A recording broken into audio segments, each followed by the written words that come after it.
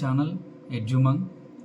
Last సెషన్లో మనం comments అంటే ఏంటి, ఎన్ని రకాల కామెంట్స్ ఉంటాయి, ఆ కామెంట్స్ని మనం ఎక్కడ ఎలా వాడతాం, ఎలాంటి కాన్సెప్ట్స్ చూసాం. నెక్స్ట్ కాన్సెప్ట్ వచ్చేసరికి కీవర్డ్స్. సో దాని ఇంట్రడక్షన్ ఏంటంటే వాట్ ఈస్ కీవర్డ్ అంటే, కీవర్డ్ అంటే ఏంటి, దానిలో ఏ కీవర్డ్స్ ఉన్నాయో మనం ఎలా తెలుసుకోవాలి. సో ఫస్ట్ వచ్చేసరికి వాట్ ఈస్ కీవర్డ్. కీవర్డ్స్ అంటే ఏంటంటే అవి ప్రీ డిఫైన్ అయిపోయి ఉన్నాయి. సో పైథాన్లో వాటికంటూ స్పెసిఫిక్ ఫంక్షనాలిటీ ఉంటుంది. ఒక్కొక్క కీవర్డ్కి ఒక్కొక్క ఫంక్షనాలిటీ పైథాన్ డెవలప్ చేసేటప్పుడే దానికి ఒక ఫంక్షనాలిటీ అనేది ఇచ్చేసి వదిలేశారు. ఏంటనేది మనం ప్రాక్టీస్ చేసినప్పుడు ఒకసారి చూద్దాం. అలాగే ఈ కీవర్డ్స్ అనేవి ఎక్కడ పడితే అక్కడ వాడకూడదు. అంటే variable names, function names, class names, అలా ఎక్కడైనా సరే కీవర్డ్ వాడకూడదు. ఇప్పుడు మనం జూపిటర్ నోట్బుక్లో కీవర్డ్స్ గురించి తెలుసుకుందాం. ఫర్ ఎగ్జాంపుల్,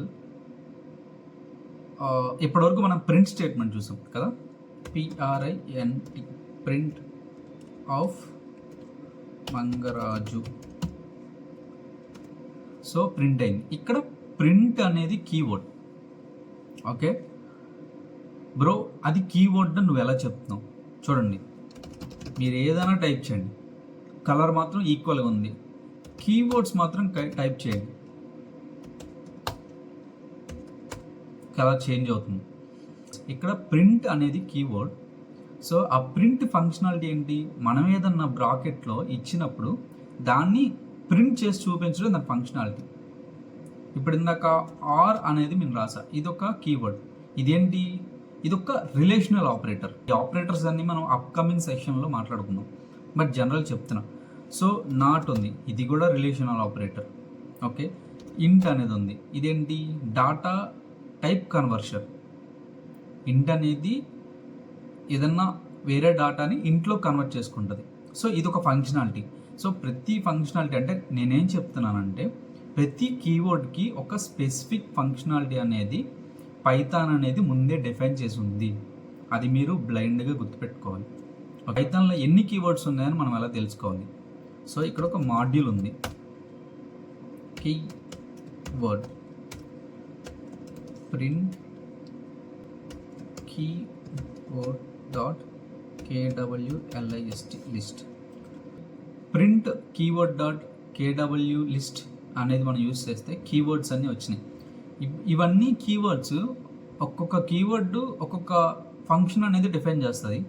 మనం ఈ కీవర్డ్స్ అన్నిటిని కేటగరైజ్ చేస్తే చాలా రకాలు ఉంటాయి.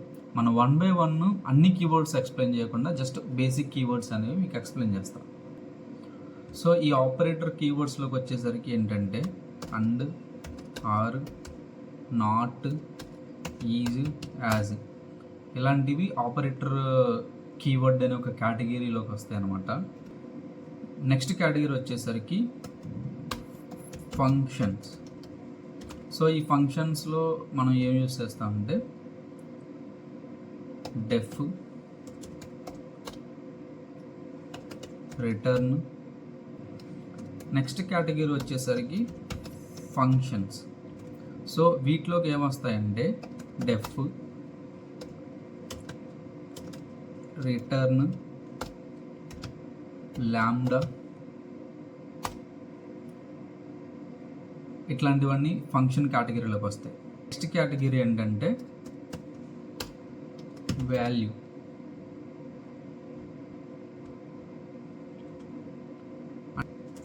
True, false, none. ఓకే, ఇవి వాల్యూ కేటగిరీలోకి వస్తాయి.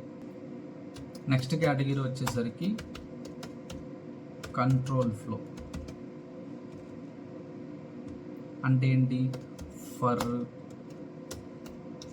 వైల్,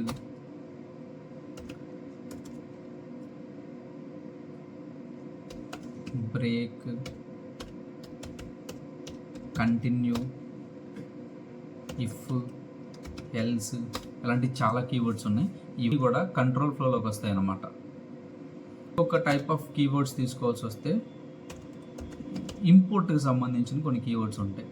అంటే ఏంటంటే ఏదైనా లైబ్రరీస్ని ఇంపోర్ట్ చేసుకోవాలన్నా అలాంటి టైంలో ఏంటంటే ఫర్ ఎగ్జాంపుల్ మనకు తెలిసినట్టుగా ఇంపోర్ట్ ఫ్రమ్ అని చెప్పి రాస్తాం కదా, అట్లా ఏంటంటే ఇంపోర్ట్ ఫ్రమ్ యాజ్, ఇవన్నీ కూడా ఏంటంటే ఇంపోర్ట్ సంబంధించిన కేటగిరీలోకి వస్తాయి అన్నమాట. సో ఇంకా చాలా కేటగిరీస్ ఉన్నాయి.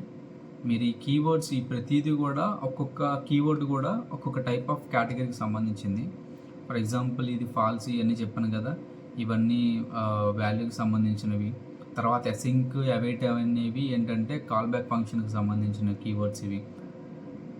అండ్ ఈ కంటిన్యూ బ్రేక్ ఇలాంటివన్నీ ఏంటంటే కంట్రోల్ ఫ్లోకి సంబంధించినవి, ఎల్ఇఫ్ ఎల్స్. ఈ ఎక్సెప్ట్ ఫైనల్లీ ఏంటంటే ఎక్సెప్షన్ హ్యాండ్లింగ్, లైక్ ఎర్రర్ని ఎలా హ్యాండిల్ చేయాలని కాన్సెప్ట్ వచ్చినప్పుడు ఇలాంటి యూస్ చేస్తూ ఉంటాయి కీవర్డ్స్. సో ఇవన్నీ కూడా ఏంటంటే పైథాన్లో యూస్ చేసే కీవర్డ్స్. సో ఇంకా చాలా కీవర్డ్స్ ఉంటాయి. Okay, back to notes. ఇప్పటివరకు మీకు ఈ కీవర్డ్స్ అనే కాన్సెప్ట్ అర్థమైందని నేను అనుకుంటున్నా. సో మనకి సమ్మరీ వచ్చేసరికి ఏంటంటే బండ గుర్తు అనమాట. కీవర్డ్స్ అనేవి ఆల్రెడీ పైథాన్లో ప్రీ డిఫైన్ చేసి ఉన్నాయి. ప్రతి కీవర్డ్కి కూడా ఒక స్పెసిఫిక్ ఫంక్షనాలిటీ అనేది ఉంది, ఒక స్పెసిఫిక్ సింటాక్స్ అనేది ఉంది. సో అవి ఎక్కడ పడితే అక్కడ వాడకూడదు.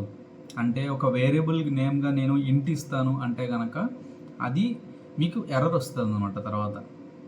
ఇవన్నీ ఈ ఎగ్జాంపుల్స్ అన్నీ కీవర్డ్స్ నేను యూజ్ చేసేటప్పుడు ప్రాక్టీస్ చేసి యూజ్ చేసేటప్పుడు దాని గురించి మీకు మళ్ళీ ఎక్స్ప్లెయిన్ చేస్తాను. సో కీవర్డ్స్ వరకు మీరు ఎంతవరకు నేర్చుకుంటే సరిపోద్ది.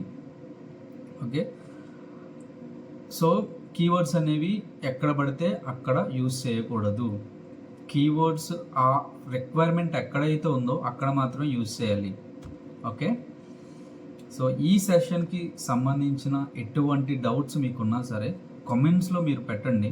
మోస్ట్లీ కామెంట్స్లో రిప్లై ఇస్తాను.